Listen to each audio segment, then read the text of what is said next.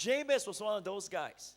He struggled with feelings of being unwanted, being unloved. His sense of shame and rejection was such a big handicap in his life. And he was very aware of his imperfection.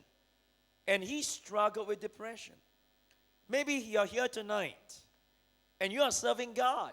You're giving all your waking and your sleeping hours to the house of God. And yet you struggle with many things that happened in your past. You struggle with many things that when you think about, you still shudder today. So Jabez prayed in verse 10. He prayed, God, use me in spite of my weaknesses, in spite of my pain, my depression, my imperfection. Make my life count.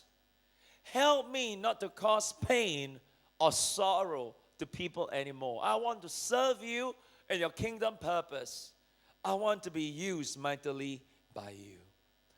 One of the things I realized as I served God all these years is that I realized that the Bible truly is called the accuser of the brethren. When the Bible says that he accuses us, he really does that 24/7. All day long, condemning us, trying to tell us to quit, trying to tell us to give up on our dreams and our visions, that we are not going to make it. And we feel like giving up. We feel like throwing the towel. You know, I remember the first time I preached my first sermon, I was 19 years old in a small Anglican church in Singapore, 60 members. We have a youth service, about 30 people. I was still in the army. 19 years old, I was given my first chance to preach. So I prepared, I worked hard all week, I prayed, I fasted, I prepared the sermon notes, and I gave it the best shot. At the end of the service, there was one young girl from St. Andrew's Junior College, also an Anglican school.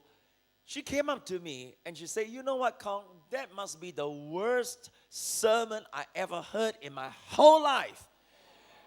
My chapel in school is boring enough, but this is worse than the worst.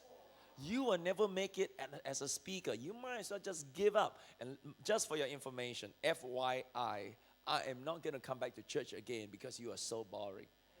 I went back that night and I felt so discouraged. And I felt like, God, I'm not going to make it. God, I'm never going to be a preacher. But you know, as I grow in the ministry as a pastor of City Harvest Church, I realized that handling shame and rejection is a constant challenge, not just once, but all throughout your life.